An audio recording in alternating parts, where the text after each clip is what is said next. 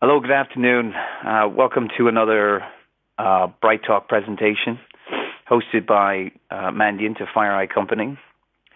I'd like to wait another few seconds for a couple of our attendees to jump on.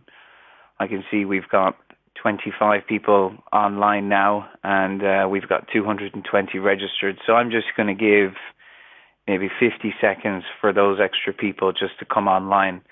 In the meantime, I'm just going to go on mute, and please bear with me, and I'll be back online.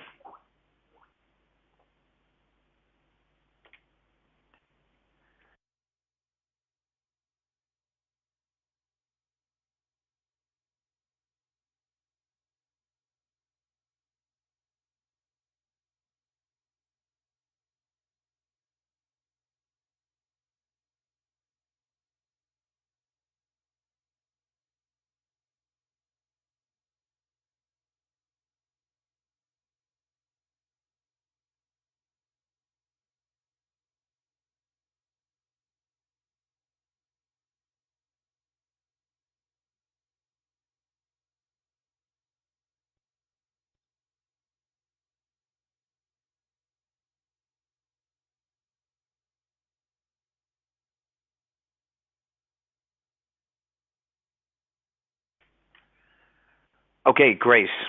Appreciate your patience. I can see more people have joined on there. Okay, so our plan today is to spend a very brief time talking about some updates on some recent events that have happened in the financial industry in the Middle East.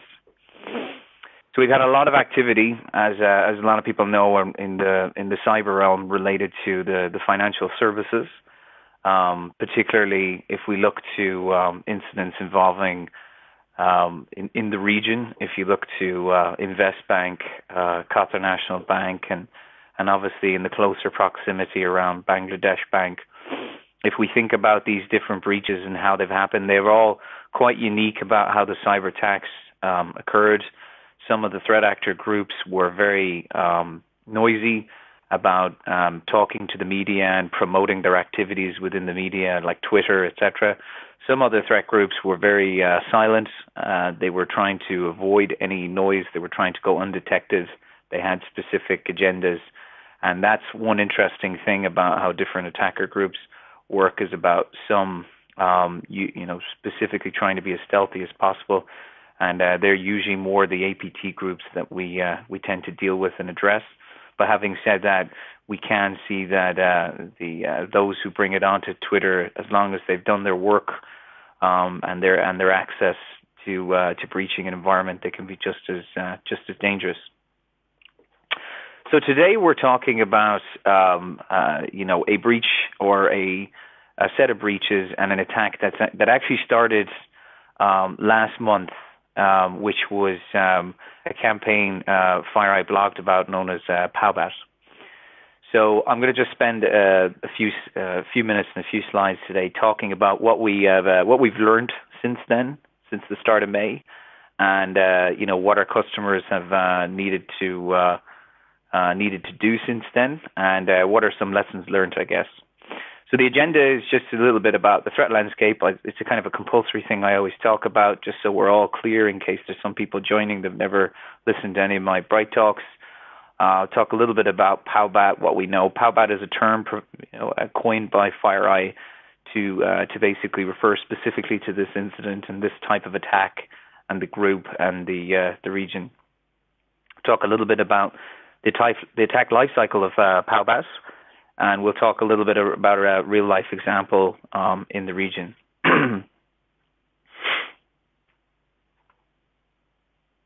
So if I just move on then, obviously when we talk about Mandiant in the Middle East, we have a very large team of 20 people working as part of our Mandiant team, dealing with cyber breaches and responding to incidents in the region, some that are publicly disclosed and some that are not publicly disclosed. And obviously, this was a very interesting attack that occurred in the region targeted a lot of our very key customers in the financial industry. And the way we responded to it and the way the customers were notified and how we figured out what was actually going on is really what's kind of showing the power of, having advanced persistent threat technologies, but also having people, expertise, and skills to get the full story and really get down to the root cause of understanding what the problem is. And also killing off what looked like a big campaign. I think that's a really important thing as well. Talk a little bit about what was PowBad supposed to be intended to be.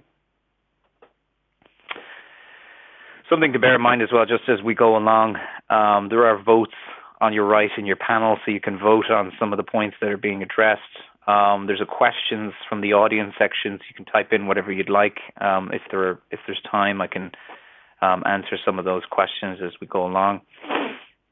I typically kind of wait till the end before we start answering the questions, but you can put the questions in there at any stage, and I'll try and get to them. So a little bit about the threat landscape. So hopefully you can see this rather large circular kind of pie chart. It's a bit busy of a slide. I do apologize, but it does help us, understand the the area that we're dealing with, which is in relation to the financial services industry. So you can see that is kind of taking up 10% of where the incidents are. That's not necessarily to say that it's the largest percentage. It's not. I mean, ultimately, when you look at this, you can see that any of these kind of areas like high tech, media, retail, they're all kind of evenly distributed now, as if to say everybody is an equal target. The truth of the matter is financial services still plays a very large, relevant area that we see attacks by APT groups. But we've also known, and there's obvious reasons, right, financial gain, but we've seen in recent years the diversification of different industries that APT groups target for different ways of stealing intellectual property that they can make benefit of. And obviously health information was probably one of the more recent ones that we saw, where they were stealing PII to make benefit of that for various different reasons. And that's obviously very worrying for our customers, but it just goes to show that people don't see one particular industry as the main bread and butter of where they should attack to gain value. It's really spread across the different industries and verticals. So then just let's look a little bit about the statistics. I always think this is quite important. One great thing that's always been happening and will continue to happen is the time that it's actually taking for customers to understand that they've been breached is reducing. What that really means is they're figuring it out quicker.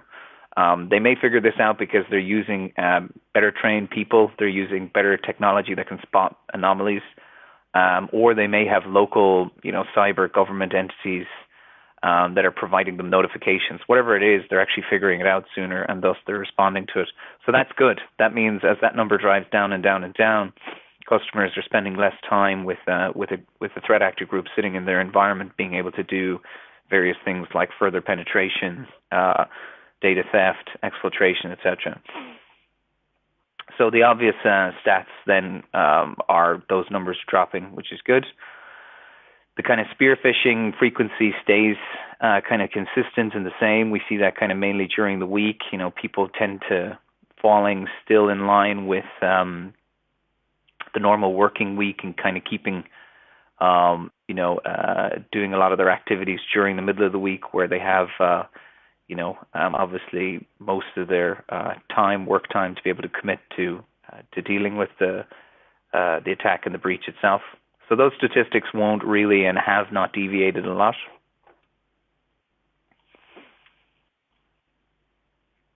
So obviously the key for us is, as a cyber intrusion investigation company, the key thing for Mandiant is continuing to try and understand who the adversaries are. And if we look at this campaign, PowBad, I mean, the big question customers are asking is, who is this? Who is it, and why were they trying to gain access? And again, how did they do it is also a clear and important indicator that we'll talk a little bit about. And then obviously, how do we stop them is probably one of the key questions that we need to understand. And as we go a couple of slides into this, we're going to have some positive comments that I think you'll agree with me. Is that, when you've got a good platform there, and when you've got good people, what I mean by good people is just people who have skills, people who have enthusiasm, people who have researching and malware understanding. You can surprisingly cut off campaigns that were targeted towards an industry or a company itself right kind of at the beginning, and that's really kind of the key thing here. So now we just kind of move on, and we talk about that's the threat landscape done and dust. So that's kind of the generic discussions about what is our MO, or what do we do as a company. Now we talk about the specifics. So the PowBat. So PowBat is basically it's something that FireEye released a blog about at the start of May, and what we were talking about was a group of people who systematically targeted a number of Middle East financial institutes. Now, it wasn't actually just financial institutions as well. What made this a little bit unique, this attack, was, there's a few things that made it unique. Number one was the use of trusted third-party providers. So if you think about any country where you're currently in, or if you think about any other country maybe neighboring you, you're going to have a lot of financial institutes, you're going to have a lot of government organizations, you're going to have a customer, enterprise, corporate, etc. They all buy services, products, technologies, goods. They all buy them from people within the country or outside, and a lot of time they do work with system integrators or partners in country because they have trust, relationships built up with them. Even some laws will also dictate that as a country they can't take managed security service providers external to the country because of data residency issues. So they are using providers internally in the country. They may subscribe to services like network management. If you think about like a NOC, they may get MSSP for security, etc. So the list kind of goes on. But what was really taken advantage of here was the relationships that existed between financial institutes and those that were providing services for them, whether it be security services or network management services, etc. So ultimately, what happened was this targeted group, they first of all compromised two extremely well-known companies that provide these services for network management and security services. They compromised them and they gained access so that they can control their emails, and that they could see what activities and conversations were happening. And that meant that they were able to observe all conversations that were happening between these financial institutes and those trusted providers of services. So what that allowed them to do is just get in the way or get in the middle of a normal conversation, maybe about we updated the firewall with this rule and here's the new rule set, and they could just get in the way of that and just click reply all and say, actually, I just updated it again, check this Excel attachment, we updated it. And now you're in the middle of a kind of a transient moving email conversation with all, it never just started at that point. It was all by trusted source email addresses. So it's not going to be blocked by spam gateways or email gateways or anything like that because it's in the middle of a conversation. And as such, pretty much every single person who received those emails opened up those weaponized attachments. There was no 0 days involved here, meaning that nobody had to discover a 0-day vulnerability in an application or a piece of code. They simply used implementations of PowerShell and Batch to leverage what they needed from the systems and steal the information that they needed. Now, one of the key findings of what happened as a result of Mandiant, basically responding to all of these, well, not all of them, but 95% of the breaches, is we learned that you had approximately 2 hours to respond to this breach. That meant that at the point that the weaponized malware was sent down to your environment, you being a financial institute, if you were to be subject to opening and running the macro-enabled Excel documents, you would be at that point compromised due to the fact that Excel sheet would have a weaponized macro that would install certain persistence mechanisms and beacon out and identifying to the attacker that you are now alive and ready to be used as a system. At that point, you had approximately 2 hours. And why am I saying 2 hours?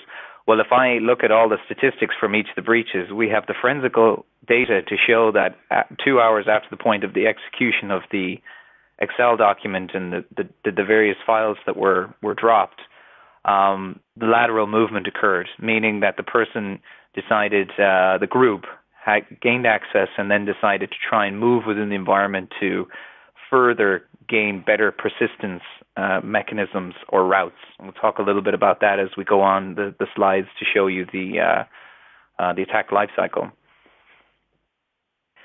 Now, the other important thing about this was, if we think about all those big breaches that we hear about, we usually hear about them near the end, when a lot of sensitive information was stolen, when a lot of bad things had happened, and when people have been in the organization for 205 days. As I explained, the average is dropping, but it's still high.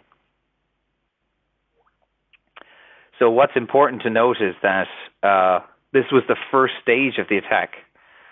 So we were really proud to think that, a number of these organizations, whilst succumbing to a targeted attack, they had technology that identified these beacons, provided real-time emulation of the Excel macros to detect if malicious activity would occur, and then provide people expertise to start going on site. For those that didn't remove systems off the network within 2 hours, unfortunately, further bad things happened. So the expertise of Mandiant going on site, we help them understand, well, did they move anywhere further? If they moved, where did they move? How do we put a containment strategy in place? So it's not always just about that first stage of, network technology detecting, but it's also about, okay, how do we make sure we understand where all these people were? And another important point is those 2 hours before something bad happened, that was a human controlling your system. That's a human who's part of another targeted threat group, right? And ultimately, that threat group have a goal. Here they had a goal of over 15 organizations, mainly financial institutes, and attacking all of those at the start of May, all in one very calculated, sophisticated campaign, which, had it not been for those organizations having technologies that were APT-based technologies, a lot of them wouldn't have even detected that they had this breach. And those C2 connections, the command and control connections, and they would have just continued on their work, unbeknowing that somebody, a human, has now got unlawful access to their systems. Antivirus was not picking this up, or any of that kind of second level defenses as we might think about. So the most important part is this is the first stage of an attack, meaning the reconnaissance phase. So what's also important to note is this is, killing off the attack life cycle at this point is the best time. It's very difficult to shut off emails. So the idea of never getting emails, it is a likely thing that you will receive emails, whether weaponized or other. But to be able to kill somebody after, under 2 hours of time and access into your environment is a great type of posture to be in, to be able to respond and mitigate.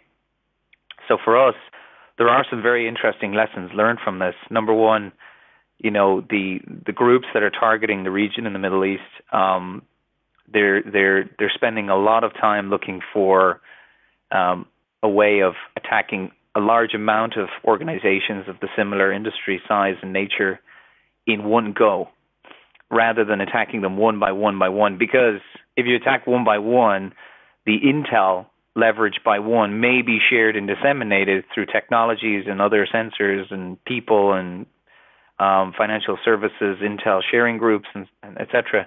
But if you attack them all in one go, you have a much better percentage chance of overcoming that type of awareness being spread amongst them, and your ability to attack was and gain access was heightened.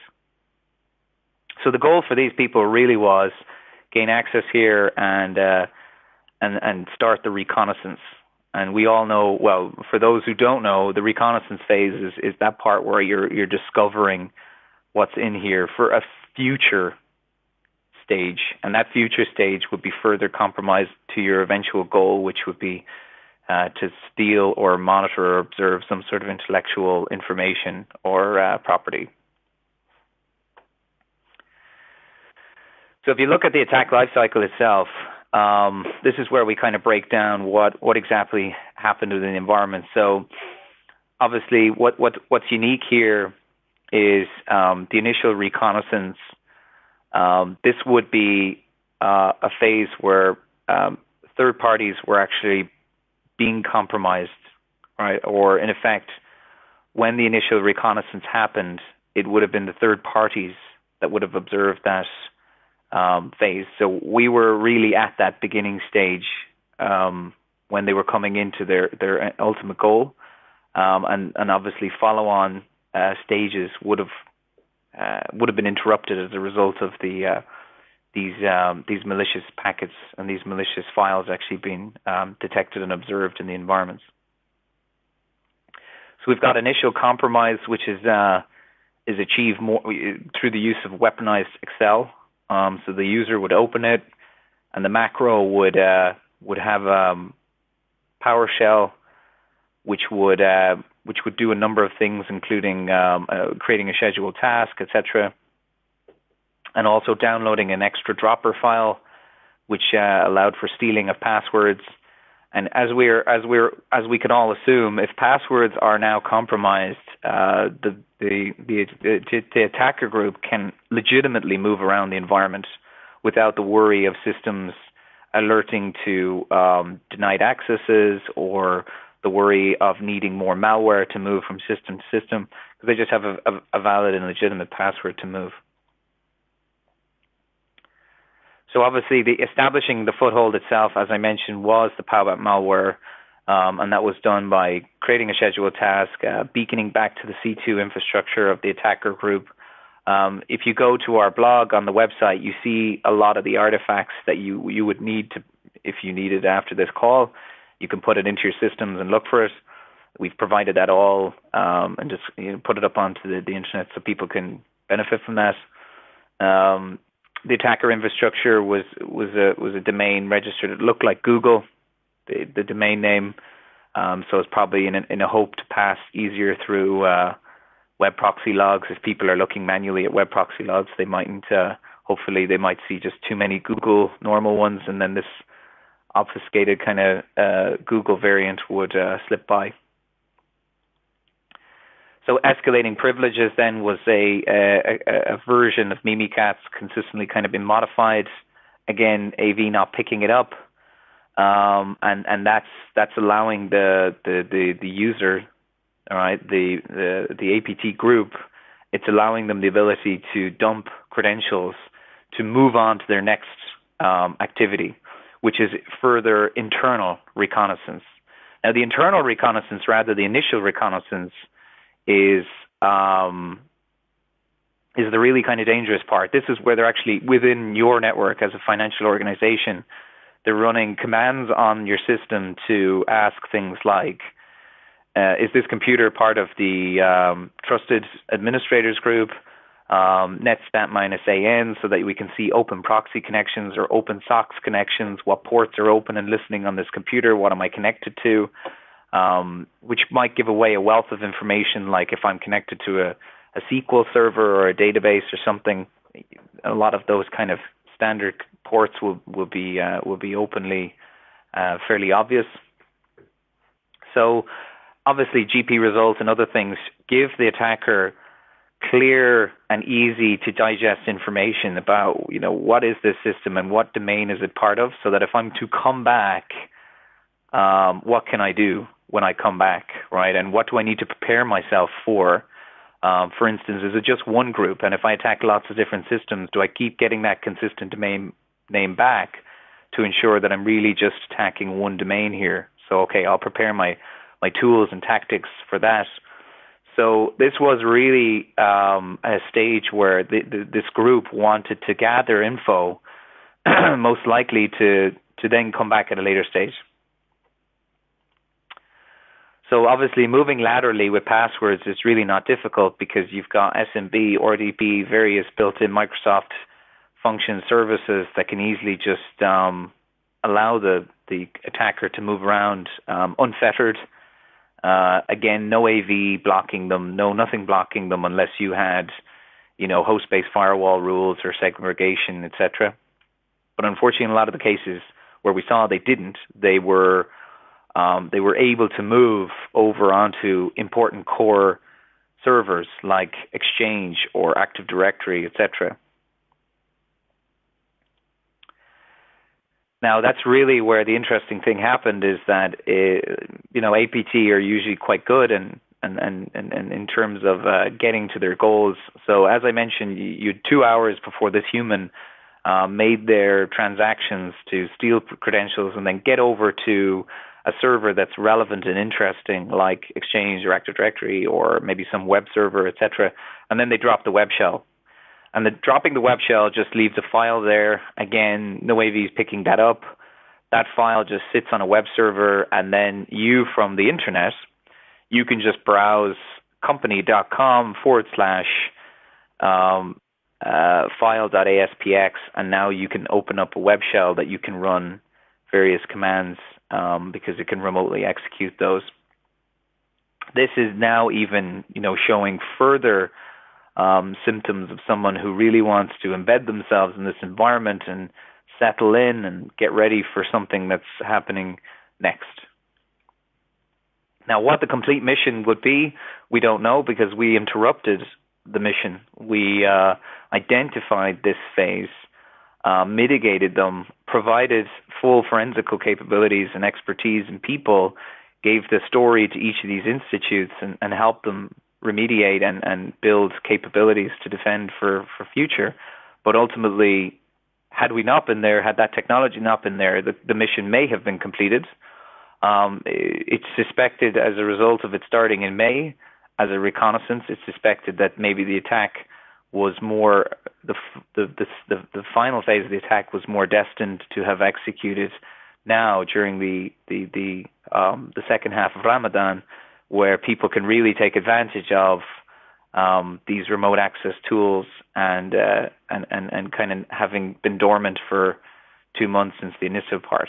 So really what happened was detection capabilities and response and expertise have now forced them to think about new techniques or to give up on the activity, which unfortunately is probably unlikely if they had this extremely orchestrated campaign. It's unlikely that they'll just say, okay, well, we got one speed bump, let's give up. Unfortunately, the P in APT usually does mean they're quite persistent.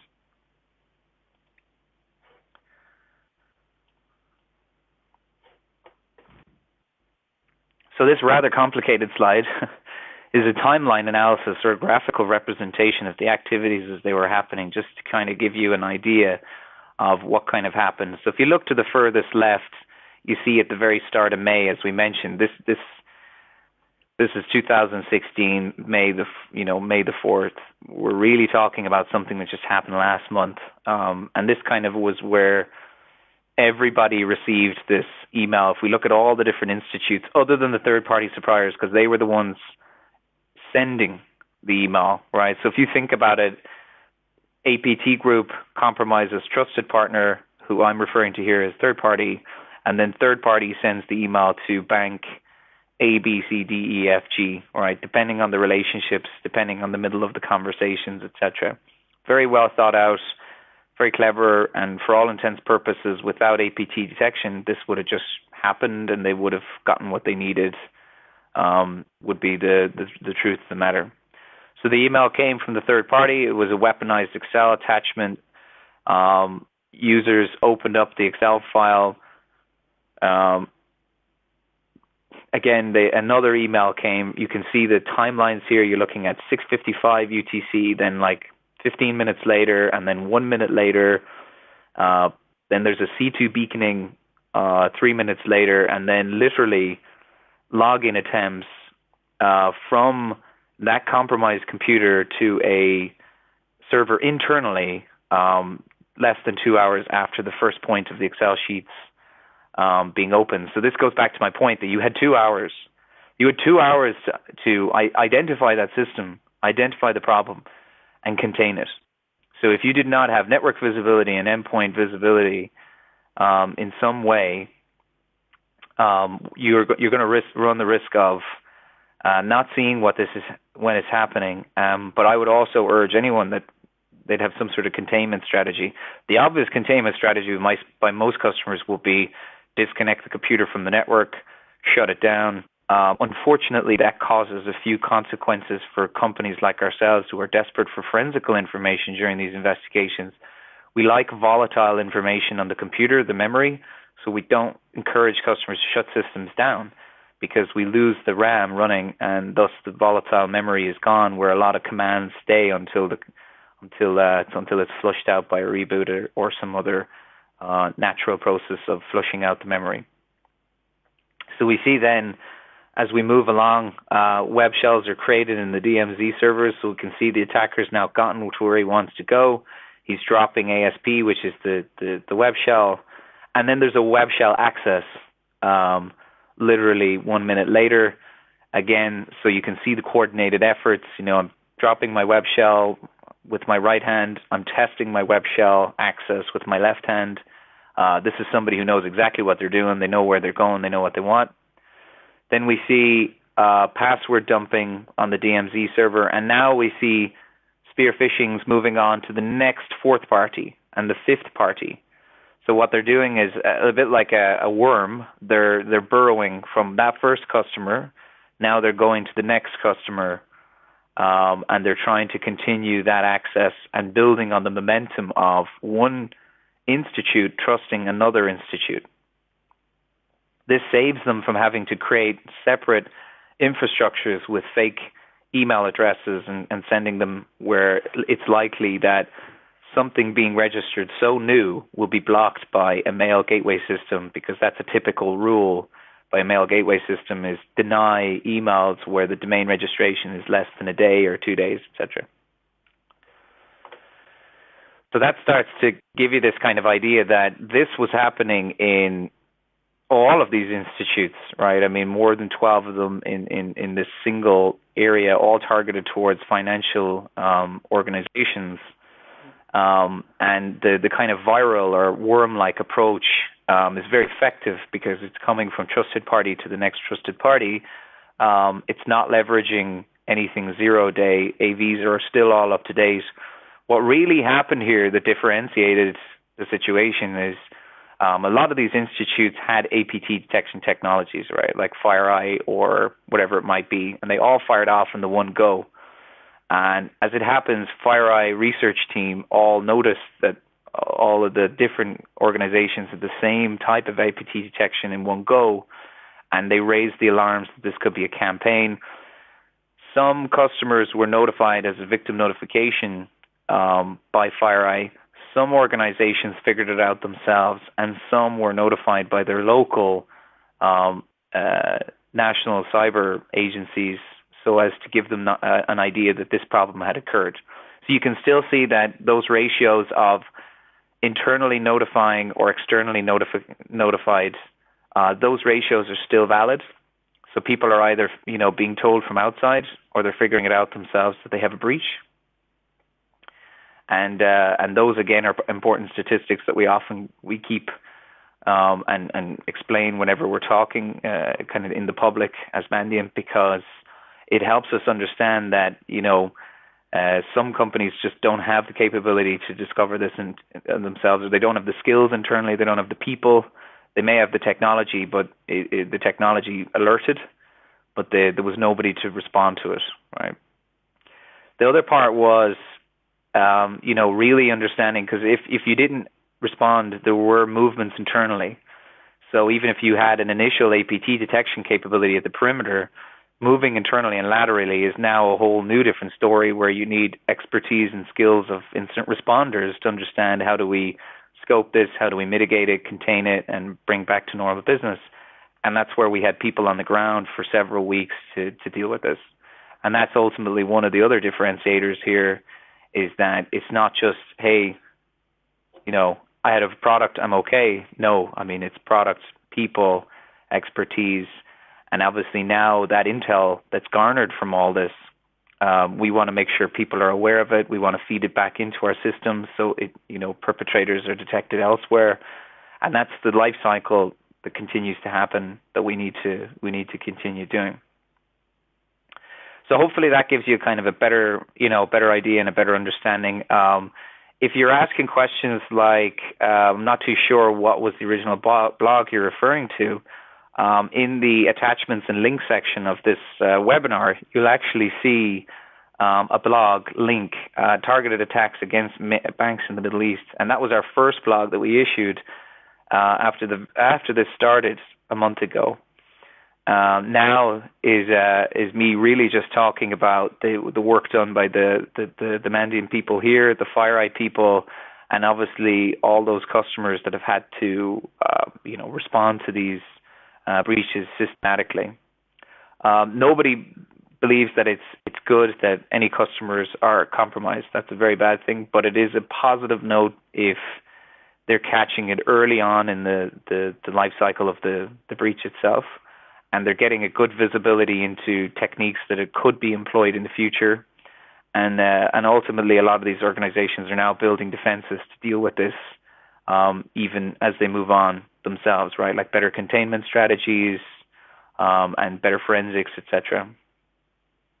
So hopefully that was, a good kind of update. I'd probably see this whole presentation more as a public service announcement rather than kind of trying to describe any services that our organization can provide.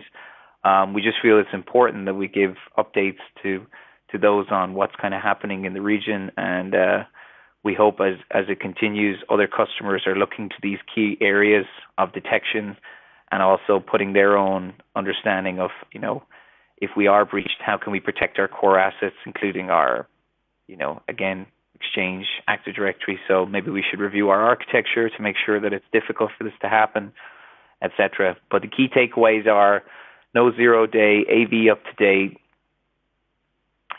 trusted partners were leveraged. You had 2 hours to respond. If you were really leaving it longer than that, it's likely after 2 hours, the APT group were moving around in your environment. And this is from our intel perspective, this is a suspected Iranian threat group who did this. And ultimately, this is something we've had to deal with, very carefully to build up on that intel, to understand the motives, the techniques, tools, procedures done by these, so that we can provide that intelligence back into our customers to be as proactive as we can for the future. So on that, I'll just take a look at the questions. And I just I just see a question there asked, I think just a couple of seconds ago.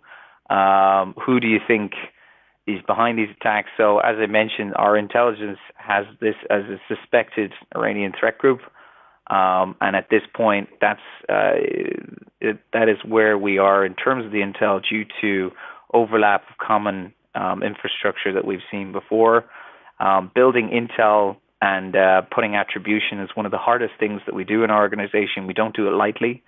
You need to understand a lot. You need to be working in a lot of different organizations where you're seeing the same tools, tactics, and procedures being used, and most importantly, the same infrastructure by the bad guys. And only at a certain point, when you've garnered a lot of this information and metrics together, can you start actually making more positive ascertains or assertions as to the attribution of a group. So it's very important that we don't just see one alert and then we say, oh, this IP came from here and it must be this group. It's very important that we gather a lot of information before we make any of those deductions.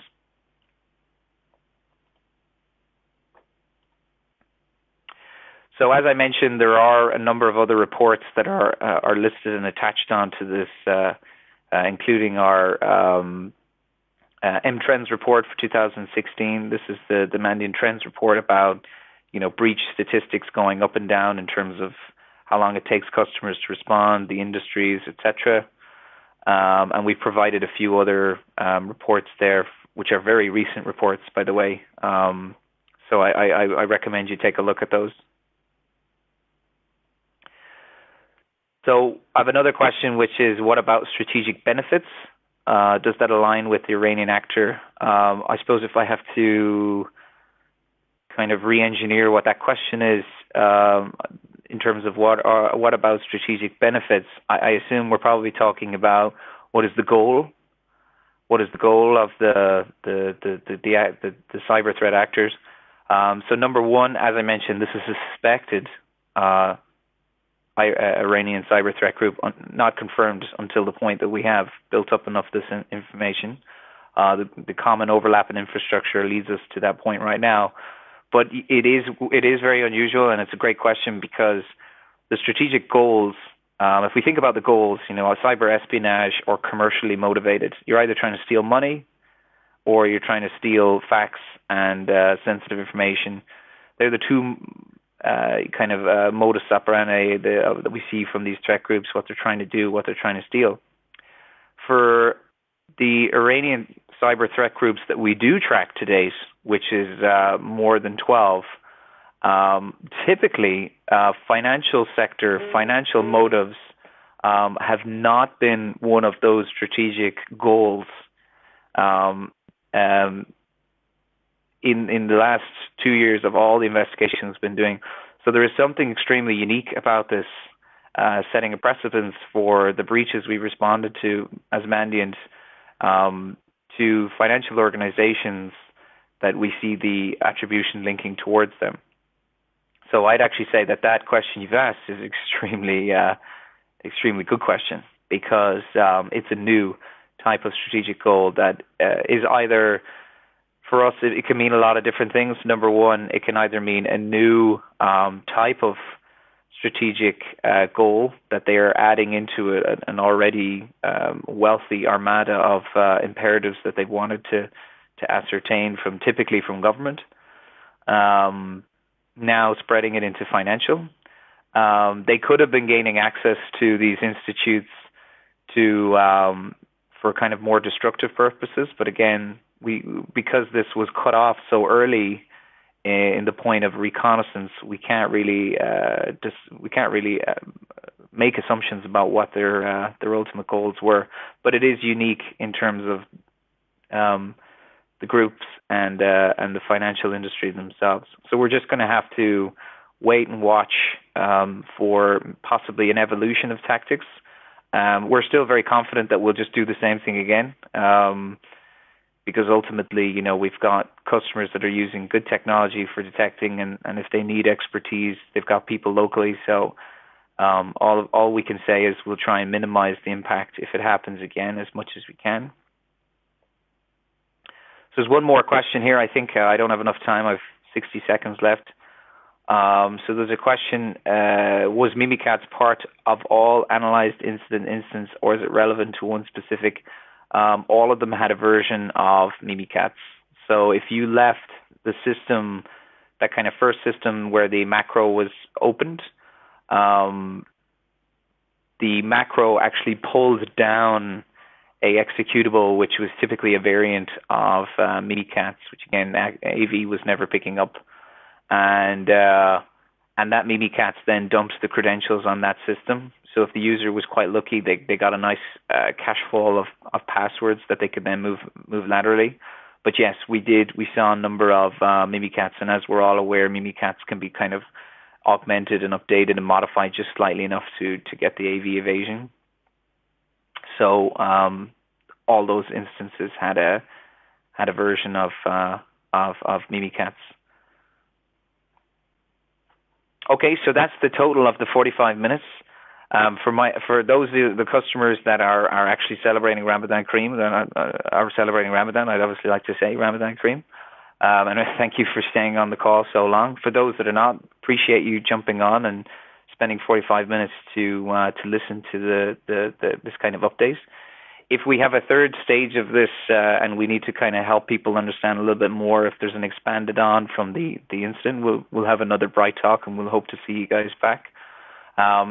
If you have any other questions and you'd like FireEye or Mandiant to kind of elaborate more on how this could impact your own organization, please feel free to reach out to a local FireEye representative, and we'd be happy to discuss any of this and maybe something more specific to your own targets and goals.